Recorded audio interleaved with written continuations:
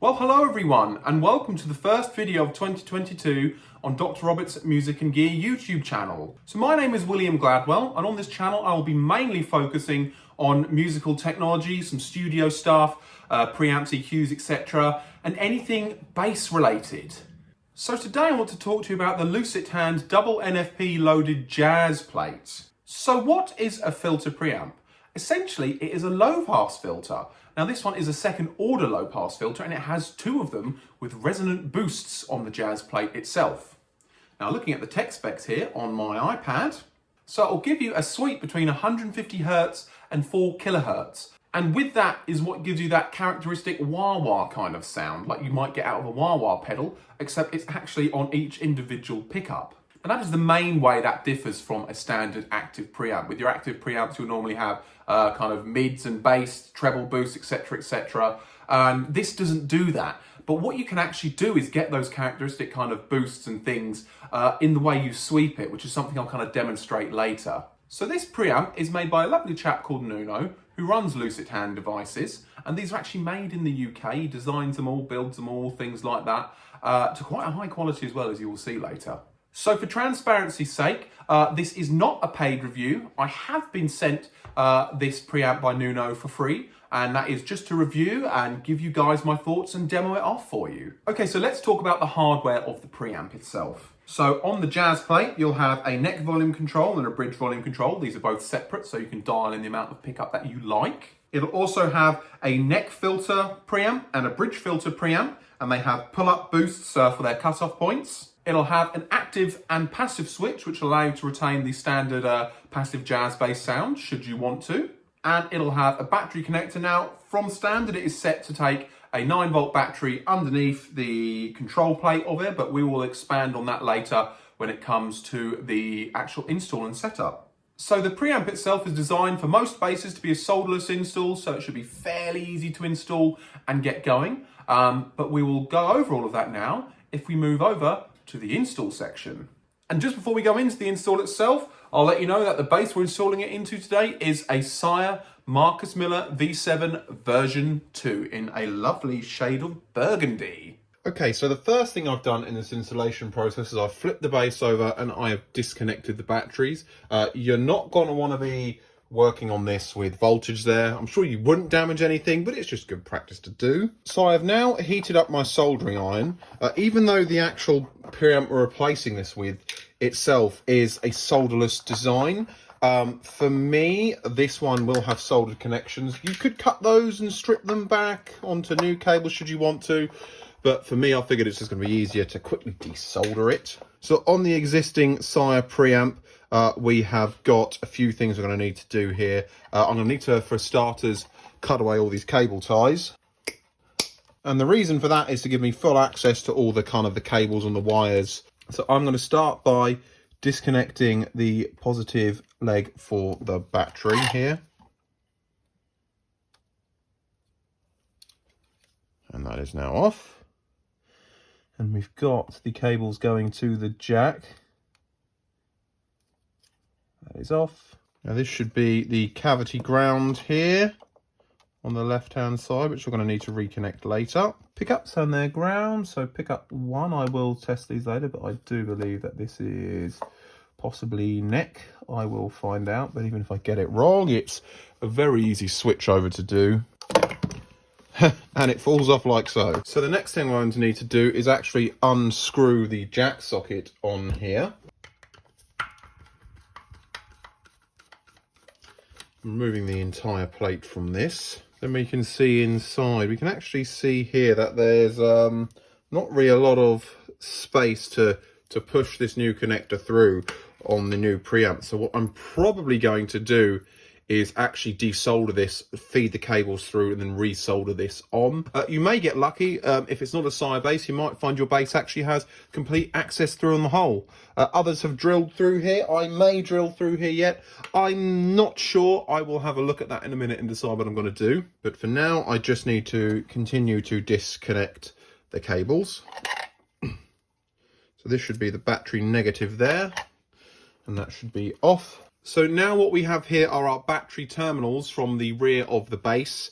Now this is actually already wired up. I did check this with the original Sire bass wiring to be in 18 volt mode, the way that these are wired and coming through here. So I'm going to make use of this in 18 volt mode as well, because the pickup can be run in 9 volts or 18 volts. The advantage of running it in 18 volts is going to have more headroom for the preamp, especially when you've got the extra filters on and or got the gain boosts on, should I say.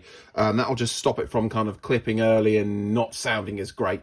So, you know, with this particular bass, if you can, run it in 18 volts, because that's a good way to do it if you have the option. So with everything else removed as well, I can see easily that this is now the bridge pickup and this is the neck pickup with the way the wiring is routed. And this is your cavity ground here, which is obviously going to ground all the strings, the bridge, etc, etc. So now what I need to do is I need to have a little look at what I'm going to do about routing through the jack socket.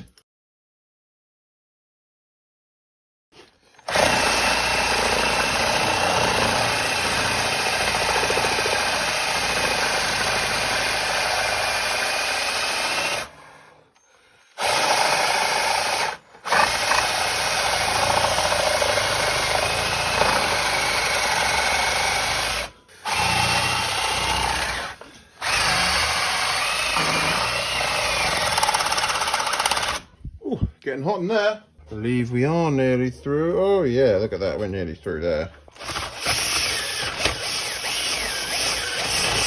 Okay, so that's the scary part over, so to speak. I did manage to do it, but because of the angles, it was a little bit of a pain, and there's a little bit of paint chipping here on this, which is kind of part of the course sometimes when these things kind of eject themselves out. But the good news is it's completely hidden by the control plate, or should I say the jack plate on the back, so no problems to worry about there. That's the hole from the other side, and we got away doing it without any damage to the bass, which is obviously the most frustrating and part and the bit which scares you the most.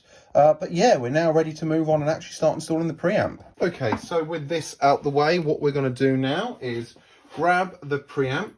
Now, Nuno tells me that this is actually one of the last versions of this particular design. What he's doing is he's changing it out so the points where you get your screwdriver in and actually insert the pickup cables to are going to be a little bit easier to access. He said he's changing some of the pot types. I think it's going to be a different feel or something along those lines. But essentially, it's an evolution kind of rather than a revolution, so to speak. It's going to be sounding the same, acting the same pretty much. But it's just kind of one of those things that as these are kind of a low volume item, I'm guessing, you know, you can change out parts and work on them and get them better and just, yeah. But other than that, to the end user, it should be no real difference in its use case or sound or anything like that. So I'm going to start off with here. Now it is nicely labelled. We've got neck and bridge here. I don't know if you can see. So I'm going to start off with the bridge pickup, which is right in front of my face here. Just got to get myself a little flathead screwdriver, which I believe I have. Oh, I need thinner than that. Okay, back in a moment. Right, I managed to find a small little kind of jeweler's style flathead screwdriver. Probably a little bit smaller than I needed, but should do the job. Anyway, let's do the bridge. We're going to put that into the bridge positive here.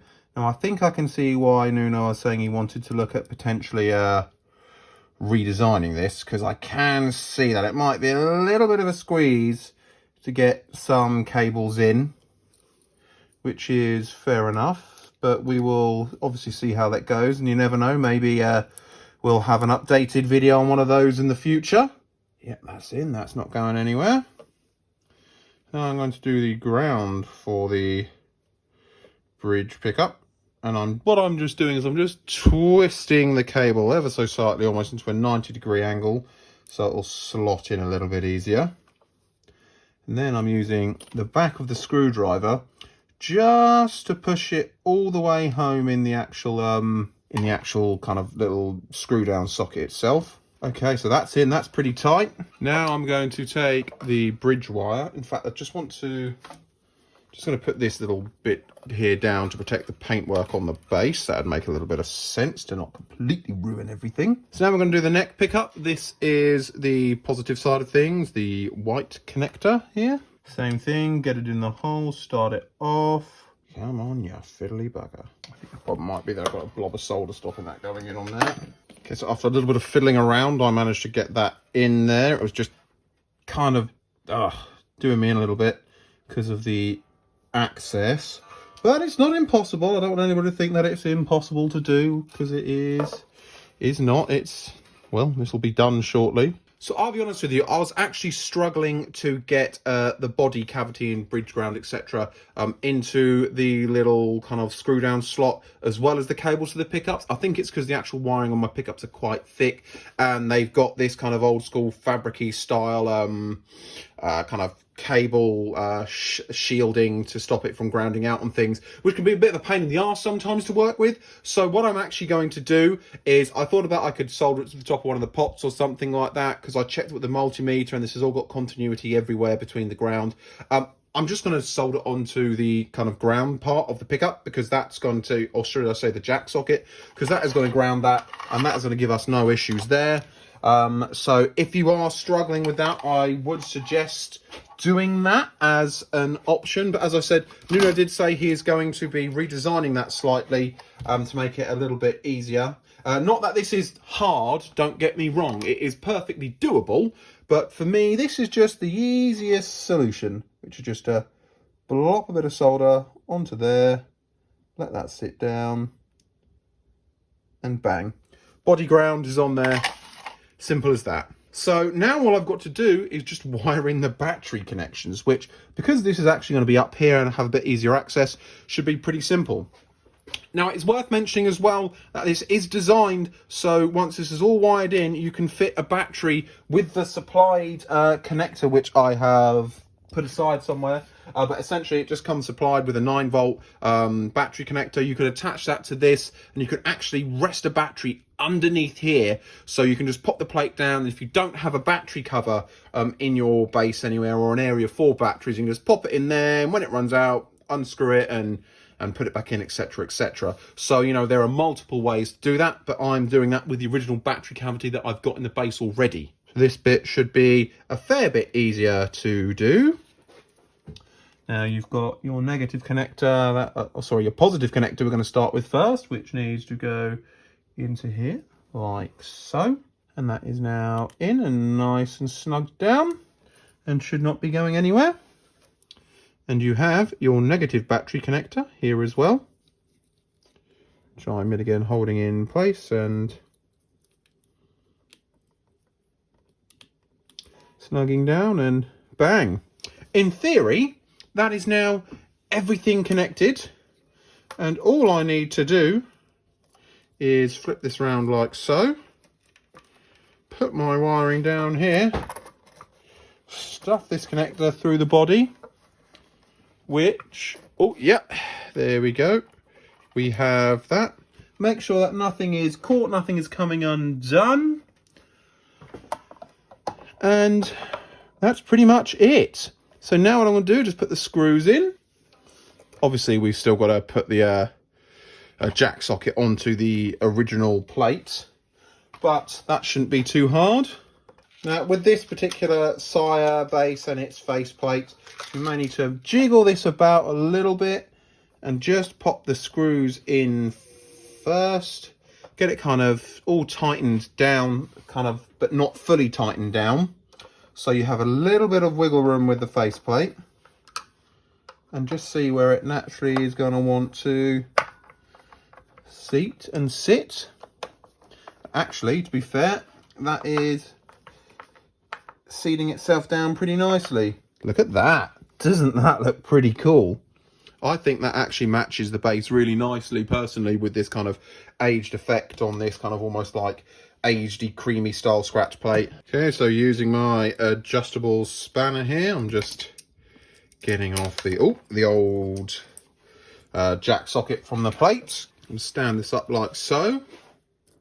Pull off this washer here, put the plate on. Now let's see, that's going to sit quite nicely on there. In fact, what I think I'm going to do, because I've got a couple of washers, is I'm going to put a little washer either side. I want to give that a nice flat mating surface. Put this over here like that. Let's screw that down basically into place. See how that's going to fit in the body, because there will be certain ways round it will feel more comfortable fitting. So this is a little trick, is you actually just spin it round in there a little bit. Yep, with it partially loose until you can feel where the plate is going to sit nicely, and make sure that these parts of the jack aren't coming into contact with the body and stopping it from seating down where it should. And now I can just hold it and nip that up. You don't want to overdo it, because you don't want to start potentially breaking the actual jack socket itself or anything. And then put this in here, get your screws roughly lined in place, start screwing things down, and okay, that essentially, other than putting the batteries in now, is the install completely done. So we're going to pop our batteries in. As I said, these ones are pre-wired for 18-volt mode, as you can see by there's a little link cable here that links these two together. Pop the cover on, and then once we've screwed this down, it is just a case of testing it out.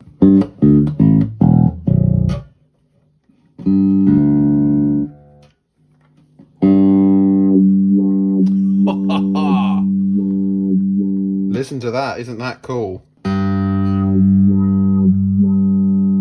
And that's passive mode working. Cool. All right, so I need to now go and actually spend some time playing this and see how I feel about it, and then we'll come back with some sound reviews. Okay, so I've now had some time to play with the bass and get used to how you actually use the preamp, because the way you use it is indeed different to a standard one, and you kind of have to learn how to get the sounds you want out of it a little bit. So my first suggestion to do when you get the preamp installed is to go up to your bass rig, put the bass in passive mode, and dial in what would be your normal passive kind of jazz bass sound. Now, I have found that a very good starting point to work off. And then once that is done, you can then engage the active circuitry and have a little play. So in passive mode, I've got my standard jazz bass set up as you would.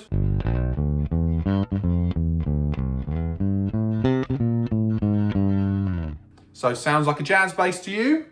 And then with both the filters all the way up, I'm going to engage the preamp.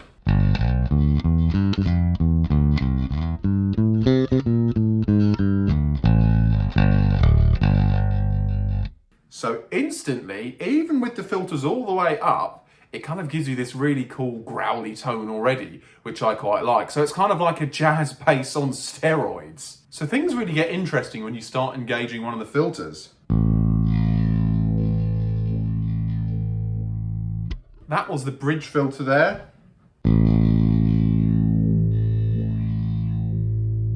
And that was the neck filter. Now you can hear it gives you that kind of wah-wah sound, but how does that affect the tone? So what I want to go for first is one of my favorite kind of tones you can get out of this, which almost makes it sound a little bit like some kind of dub reggae style bass, which is I'm going to put both the filters down. I've got both the pickups pretty much fully up now at this point.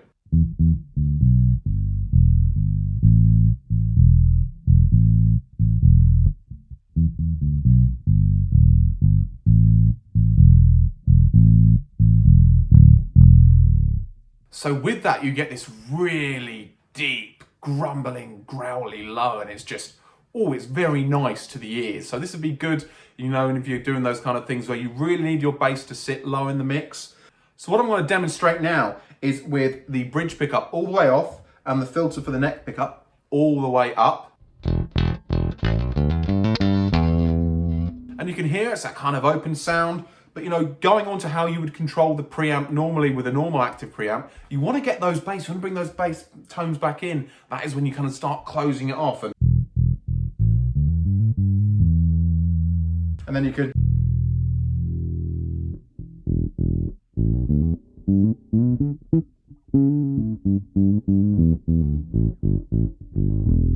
You can hear you still getting those lows, you're starting to get more of those mids coming through.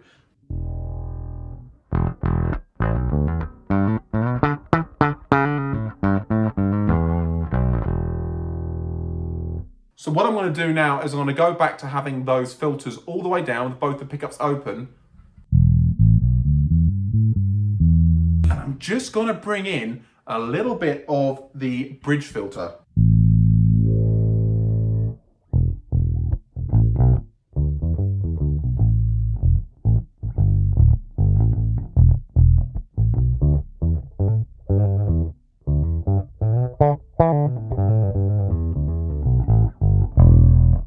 Now the aim of that sound is to have that really low, nice, deep bass, but also you start to get some of that definition in from the fingers.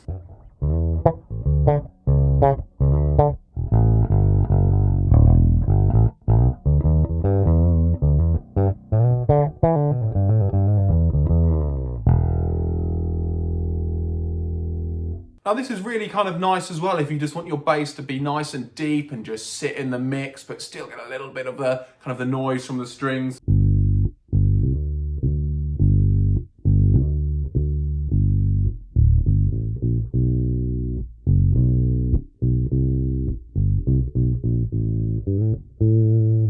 So this is the kind of sound which you could easily use to going out gigging, sitting back, and then if you want, you can add a little bit more in if you want a little bit more noise with the fingers.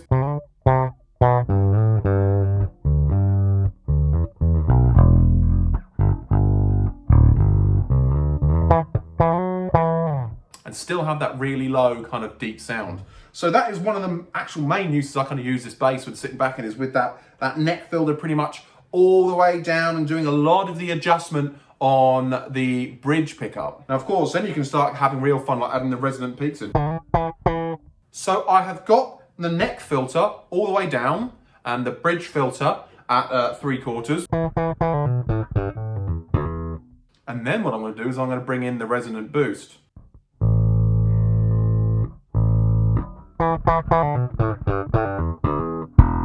And you can hear there's a subtle difference there, and you're bringing in those extra frequencies.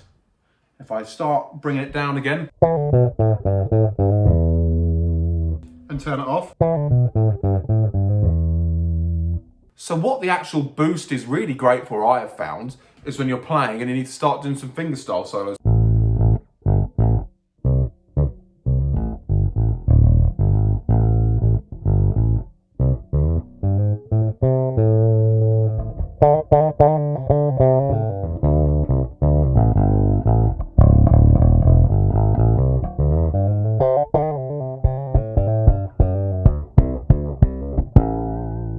So what I'm going to do now is show you one of the other tones I quite regularly use, which is more of a rock style tone, where you need a lot of definition on that kind of notes and those fingerstyle parts. And with that, what I've done is I brought the neck filter all the way up, and I have got the bridge filter around halfway.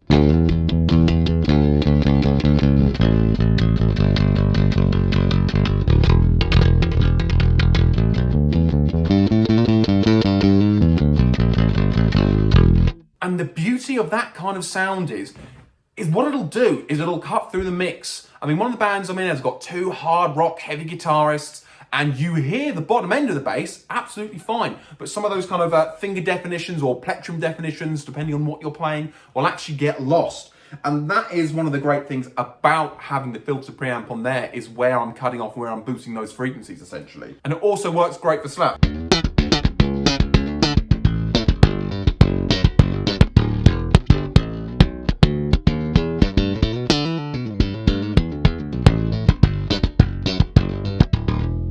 Okay, Will from the future here, who is currently doing the final edit of the video, and I just realised that I never put in any picking tones. So first off, I'm going to demonstrate some rock picking. Now, I've got this at the same settings as I did for my rock section, which was with the neck filter up fully and the bridge filter on around half, except what I've done is I've enabled the resonant boost on the bridge pickup to give you some kind of real gritty picking tones.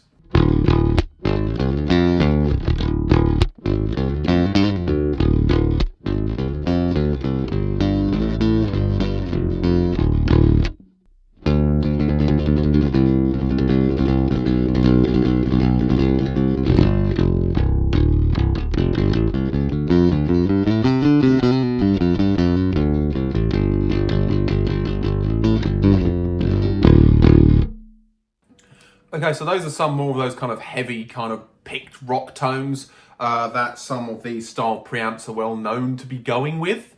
What I'm going to do is make some more interesting sounds here, as I'm going to kind of bring both the filters in around halfway, and you can see some other style picked stuff.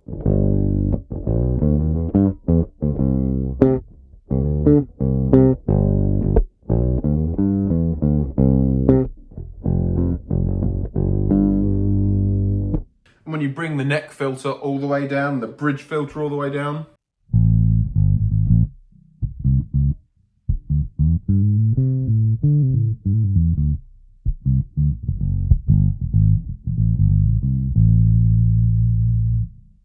A picking tone I quite like is having the bridge pickup on half on the filter and having the neck filter wound all the way off.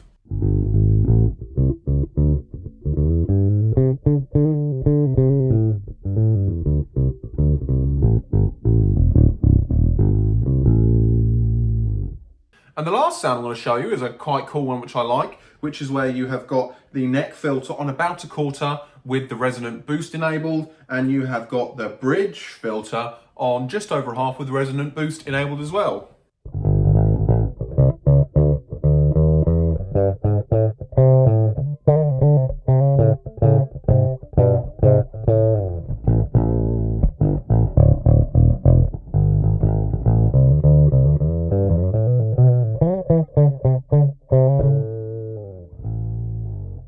Okay, back to the rest of the review. And of course, there are other interesting combinations you can get by fiddling about with the filters. One of my favourite ones here is kind of putting the neck filter up halfway and pulling out the resonant boost, and kind of having as well that the bridge pickup around just under 3/4.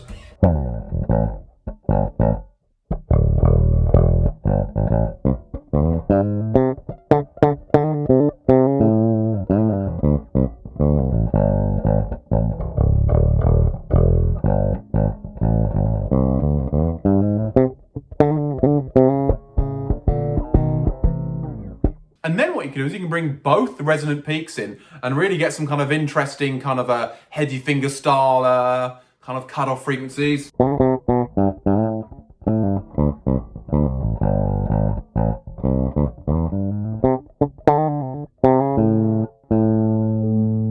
And then you can bring down that neck pickup.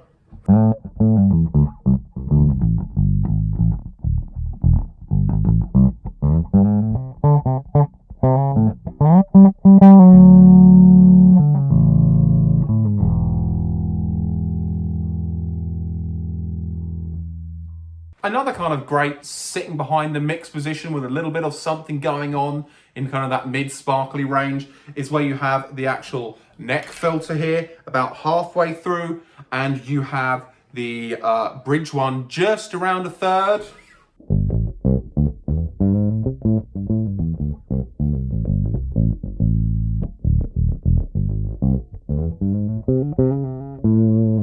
What is fun about this is being able to adjust stuff on the fly as well. What I quite like to do in one song we do live is we do a Lenny Kravitz song, Fly Away. So where it'll do is you'll go into that kind of the full finger picking stuff.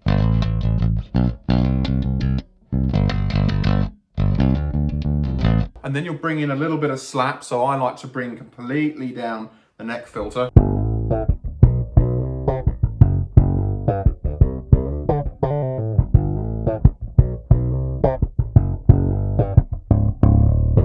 And then that still allows you to get that definition through the actual bridge pickup of the kind of the fingering you're doing, and still get the deep grooving low bass that you kind of get in a wah wah style effect like they'd have in the track. So for me, what really shines out about this particular preamp is the flexibility in tones, and it's kind of something you cannot get through a normal active preamp.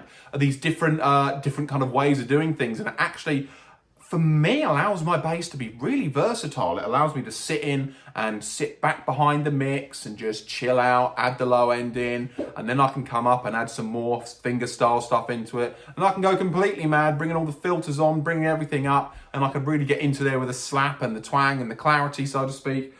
So it just is very handy for fitting in a whole variety of different genres. One of my last favourite sounds I'm going to show you today is kind of a heavy slapping level 42-esque sounding kind of setting, which is where I have got the neck filter all the way up, and I've got the bridge filter about 2/3 up, and I have got the resonant peak engaged, and you can get those real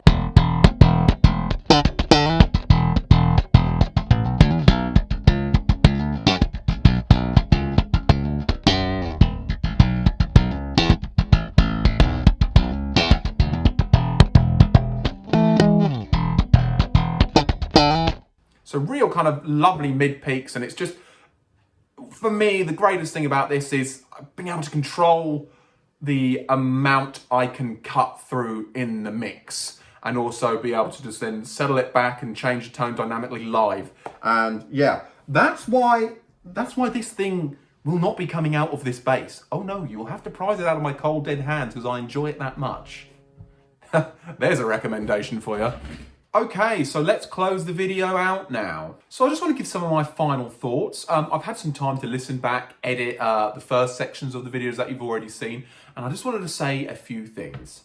So going to the install quickly, I have a few recommendations of what I'd actually do, which I've kind of thought about since doing it and since editing and reviewing it, regarding things that might make your life easier.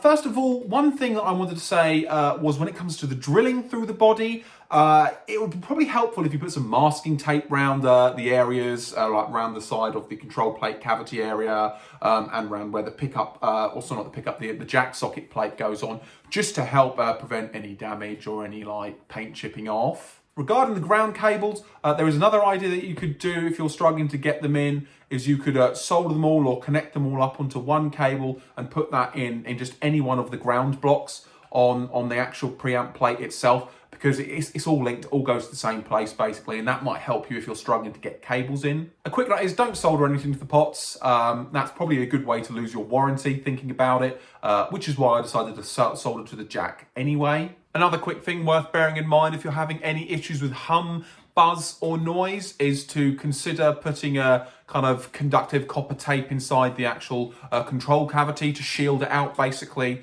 It's not necessarily a requirement, so see how you go, but you can use certain paints and these tapes you can get are really cheap and they're worth giving a go. I haven't had any problems with my bass, but if you are, do bear that in mind. Other than that, I feel like the install section is pretty comprehensive. And of course, if you've got any questions, then do let me know. Now, having spent extensive time with the preamp and, looking back at the editing, it's a piece of kit which works well for me and I'm very happy with. But my honest recommendation is take some time to learn it and get used to it and figure out what tones you want to fiddle with, because that's the biggest thing you need to do. It's a totally different ball game compared to your standard active preamp. But once you've learned it and once you've mastered it, it would be a great piece of kit to anybody's arsenal. So regarding the build quality of the actual preamp itself, some thoughts of that is I feel like it's very well built. The pots have a lovely smooth linear action on. They're not too heavy, they're not too light. I've seen some people who I've spoken to have worried that they might accidentally brush or move the pots for the filter preamp while they're playing. I don't think you're going to do that, but the honest truth is you really need to be adjusting it via ear and what you hear anyway for the most part. And that is the beauty of it. Some people have mentioned that they might like to have had notched pots. I wouldn't like that personally, but each to your own. So to close out, I want to thank Nuno for sending me the preamp. Hopefully he's going to be sending me a few more bits this way for us to take a look at and review. I'm going to leave links in the descriptions for all of Nuno's other products that you can take a little look at, because he does other versions of the filter preamps and things like that for different basses, single filters, etc, and other combinations that you might want to use. And if you do decide you want to go ahead with one of his preamps after watching this video, do let him know. I'm sure he'll be happy to hear that the video has been helping everybody out, and I hope everybody's got the information that they need from it basically. So to close, any questions, let me know. I have been William Gladwell. Thanks again to Nuno, and I hope you enjoyed the video.